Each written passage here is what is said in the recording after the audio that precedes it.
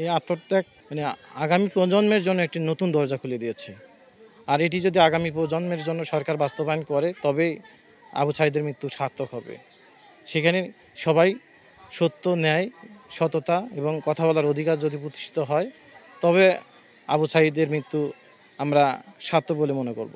আবু সাঈদ ছাত্র হিসেবে কেমন ছিলেন? আবু সাঈদের মতো মানে গরিব ফ্যামিলি থেকে উঠে আসা এই ছাত্র, সে অত্যন্ত মেধাবী ছিল এবং সে তীক্ষ্ণ মেধার অধিকারী ছিল।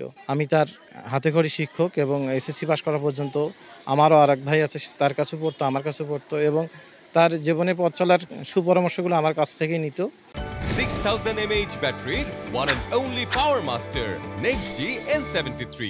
ক্লাস 5 এ যখন জাফরপাড়া সরকারি প্রাথমিক বিদ্যালয়ে পড়তো, সেখান থেকে 10 ফেলে বৃত্তি পেয়ে পঞ্চম শ্রেণী পাস করছে। এরপরে খালাসপীর উচ্চ বিদ্যালয়ে সে ভর্তি হয়, সেখানেও সে এসএসসি পাস করে, সেখানেও সে স্কলারশিপ পায় এবং কলেজ লেভেলে পড়াশোনা শেষ করে সে ঢাকা ইউনিভার্সিটিতে ইংরেজি বিভাগে ভর্তি হয়। সে টিউশনি করেই তার লাইফ মানে শিক্ষা জীবন পরিচালনা করত এবং সেখান থেকে যা বাঁচত সেখান থেকে সে পরিবারকে চালাইতো।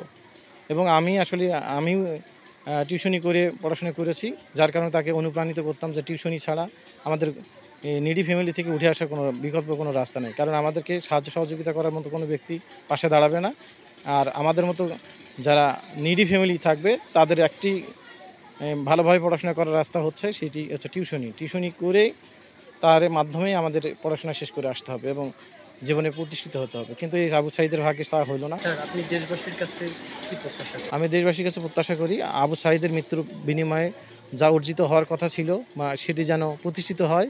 আগামী সরকার যেই আসুক বা অন্তর্বর্তীকালীন সরকারের মাধ্যমে হত্যাকারীর যারা আছে তাদের যেন বিচার হয় এবং কোটা বৈষম্য যেন পৃথিবী মানে বাংলাদেশ থেকে চিরতরে মুক্তি পায়।